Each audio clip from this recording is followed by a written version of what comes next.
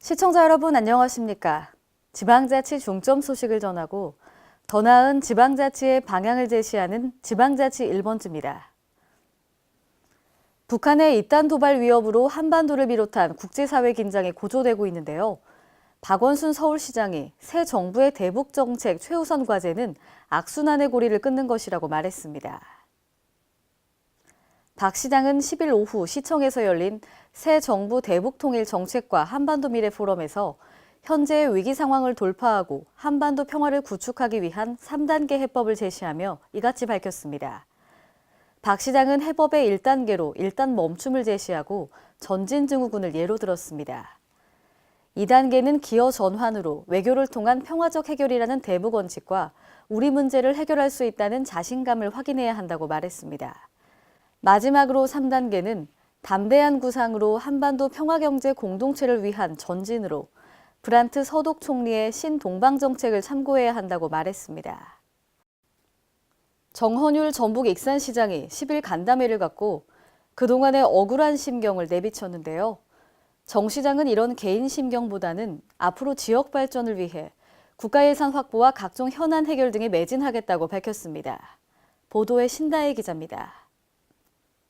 골재 채취업자들에게 장학금 기탁을 강요한 혐의에 대해 검찰에서 무혐의 처분을 받은 정헌율 전북 익산시장이 시정 발전에 매진하겠다는 결의를 다졌습니다.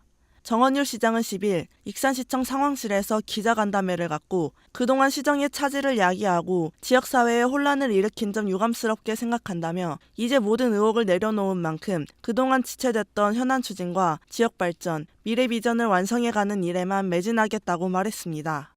정 시장은 먼저 가장 시급한 현안인 국가 예산 확보에 총력을 기울이겠다며 직접 정부 부처와 국회를 방문하여 지역 현안들의 국가 사업 반영과 국비 확보에 모든 행정력을 집중하겠다고 말했습니다. 국가식품그룹과 한국단지 분양을 통해 경제 기반을 튼튼하고 일자리 창출과 인생 정책을 통해 청년생활을 돌보는 일에도 수월함이 없도록 하겠습니다. 이어 정 시장은 청년 문화를 이번엔 반드시 정착시키겠다며 이번 일을 거울 삼아 청렴도 향상에 더욱 박차를 가해 투명한 공직 문화, 신뢰받는 공직자상을 정립하겠다고 강조했습니다. 한편 정 시장은 이날 청년 인생에 큰 상처를 남겨 치욕적이고 통탄스럽다고 심경을 토로했습니다. K랜 신다혜입니다. 여름 딸기라고 들어보셨나요? 최근 무주 무풍면 농민들이 여름 딸기 재배에 나서면서 농가 소득 증대에 도움을 주고 있습니다. 이는 전라북도 농업기술원이 소득 증대를 위해 애쓴 덕분인데요. 박성훈 기자가 다녀왔습니다.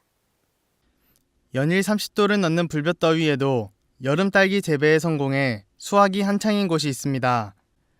전북 무주 무풍면에선 여름 딸기를 재배해 매년 1억 원대 이상의 고소득을 올리며 효자 노릇을 톡톡히 하고 있습니다. 여름철 딸기 생산을 위해서는 온도가 낮아야 하는데 고렌지 지역인 무주군 무풍면은 이러한 여건을 갖추고 있습니다. 무주 무풍의 여기 삼거리 지역이 해발 700에서 900 정도의 농지가 있어요. 그래서 이제 여름에 평균 온도가 25도 이하가 되니까 재배 생육 조건에 딱 맞아서 여기서 재배하기 시작한 거예요. 또한 여름 딸기는 국내 수요와 수출량이 꾸준히 증가하고 있어 동부 산악권 고랭지의 신성장 작목으로 주목받고 있습니다. 전라북도 농업기술원에선 무주군 여름딸기에 대한 지속적인 모니터링을 통해 동부 산악권 고소득 작목으로 자리매김할 수 있도록 노력하겠다고 밝혔습니다. 삼락농정을 추진하기 위해서 보람 찾는 농민, 제값받는 농업, 사람 찾는 농촌의 정책에 부합하기 위해서 상대적으로 소득이 떨어지고 있는 동부 산악권에 여름딸기를 지금 보급해서 재배를 하고 있습니다. 그 여름딸기가 재배되고 있는 농가들에 대한 수익성 분석을 해본 결과 시바르당 840만 원 이상의 고소득을 올릴 수 있는 작목으로 분석이 돼서 앞으로 이 작목이 동부 산악권 고소득 작목으로서 육성이 굉장히 기대되는 그런 품목이라고 할 수 있겠습니다. 한편 여름딸기는 제과 제빵용이나 생과일 주스 등 가공용으로 주로 이용되고 있습니다. K랜 박성훈입니다. 혁신도시 발전과 정주 여건 개선 등을 논의하기 위해 지난 2014년 12월 빛가람 혁신도시 공공기관장 협의회가 출범했는데요. 광주광역시는 10일 한국인터넷진흥원에서 빛가람 혁신도시 공공기관장 협의회를 개최했습니다. 이날 회의에서는 제4차 공공기관장 협의회 제안 사항인 지역대학과 연계한 맞춤형 인재 육성 계획 등 9건에 대한 추진 상황을 점검했습니다. 또 2017년도 공동추진 과제인 초중고 방과후 프로그램 운영과 이전 기관 체험 프로그램 개발 및 운영, 빛가람 혁신도시 교육 환경 개선 등 추진 현황과 상호 협력 방안을 논의했습니다. 한편 지난 2013년부터 한국전력공사 등 15개 기관이 이전한 빛가람 혁신도시는 내년 농수산식품기술기획평가원이 들어오면 총 16개 기관이 모두 이전을 마무리하게 됩니다. 최근 중동 지역에서 신종 감염병 유입 우려가 높아지는 시기를 맞아 대전광역시가 감염병 대응 실태 파악을 위해 나섰는데요. 이에 권선택 시장은 10일 충남대학교 병원 국가지정 입원치료병상 현장을 방문해 시설을 점검했습니다. 대전시는 지난 메르스 사태 이후 감염병 예방 의료 환경 개선과 음압 격리 병상을 위해 국비 18억 원을 확보해 충남대학교 병원 내 국가지정 입원치료병상을 확충해서 지난 6월 25일부터 가동 중입니다.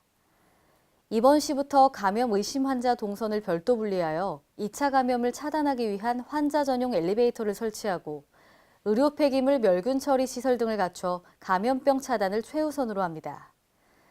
한편 국가지정 입원치료병상은 병원 내 2차 감염을 억제하고 의료진의 안전 확보 및 지역사회로의 전파를 방지하기 위한 시설입니다. 오늘의 단신 뉴스입니다. 교육부가 10일 발표한 2021학년도 수능 개편 시안에 따르면 영어와 한국사 등 두 과목만 절대평가하는 현행 체제에서 통합사회, 통합과학, 제2외국어 한문까지 포함해 절대평가 과목은 최소한 4개에서 7개까지로 늘어나게 됩니다. 시험 과목에 통합사회, 통합과학이 신설되는 대신 탐구 영역 선택 과목은 종전 최대 2개에서 1개로 줄어들고요. EBS 70% 연계 출제 원칙은 단계적으로 축소, 폐지되거나 연계 방식 개선이 추진됩니다. 문화체육관광부와 방송통신위원회가 지난 10일부터 방송사와 외주 제작사 간 외주 제작 시장에 대한 실태조사를 공동으로 추진합니다. 이번 실태조사는 최근 남아프리카 현지 촬영 중 사망으로 불거진 외주 제작 불공정 거래 현황을 파악하고 그 개선 방안을 마련하기 위해 실시됐는데요. 실태조사의 주요 내용에는 외주 제작 시장의 거래 관행과 함께 외주 제작 인력의 과도한 근로시간 등 근로 여건에 대한 조사가 포함됩니다. 실태조사는 이달부터 11월까지 4개월간 진행되며 필요시 조사 기간을 연장할 예정입니다. 이상으로 지방자치 1번지를 마칩니다. 시청해주신 여러분 고맙습니다.